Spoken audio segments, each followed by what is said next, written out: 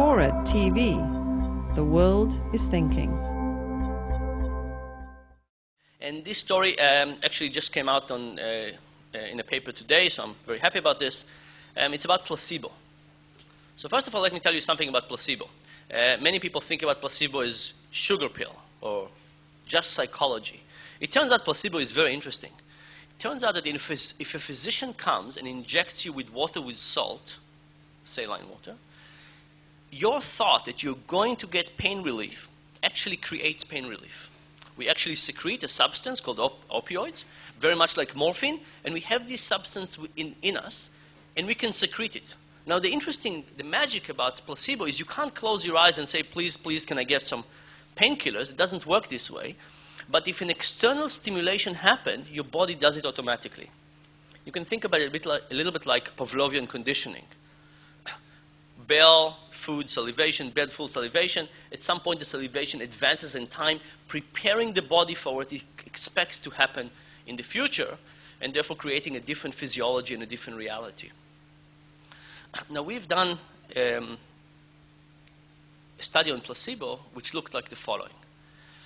We told people we have a new drug called Valadon RX. We're very proud of our drug. We made little brochures about it. We had little pens with the logo of the company. People came in, they filled an extensive medical history about everything that happened to them and their family. And then we measured their blood pressure, all kinds of things that we could measure to get them feel like it's really a medical thing.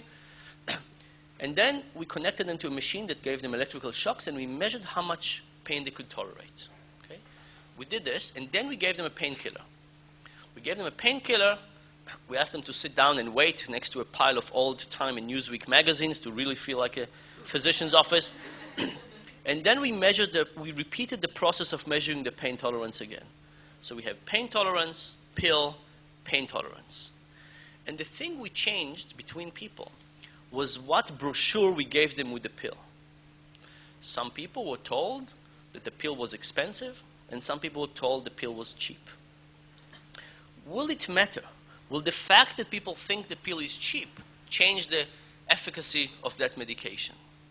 By the way, the pill was vitamin C. There was nothing, there was nothing in it. Basically, what the results show is that expensive painkillers work much better than cheap painkillers. That the moment we expect something to be worse because it's on discount, it actually can undermine the expectation and actually become worse. It's also interesting that this effect was particularly strong for people who recently had more pain. Because in some sense, to the people who actually need it the most, this effect was particularly important. We did this experiment with other things as well, by the way. We also did it with energy drinks.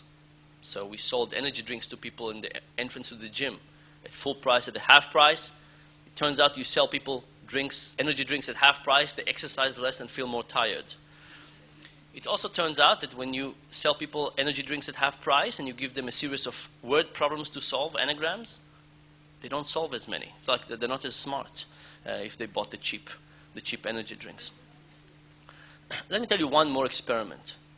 We did this study in which we asked people we gave them a sample of 2 beers. One was regular beer, one was beer with balsamic vinegar, and we say, which one do you like better? Balsamic vinegar was a big hit. Beer with balsamic vinegar was more popular than a regular beer. But if we told people up front that one of those beers have balsamic vinegar, we said this one has and this one doesn't, people hated it. It didn't matter how much they tasted it, they hated it. In some sense, the big point from all of this is that when we have a certain expectations, these expectations have an incredible power to shape the reality that we live in. If you expect something to be worse just because it costs less, it has a tendency to actually become that.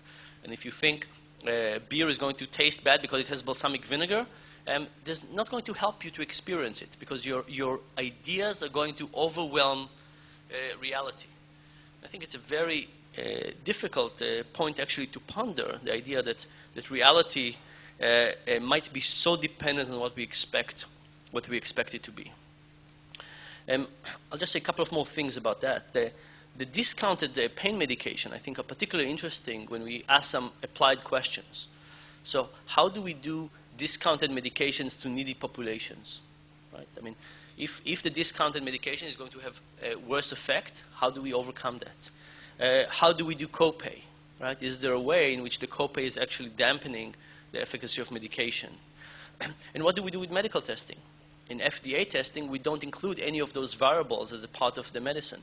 We saw a huge effect of price. Could it be that FDA testing should include some of those factors into them?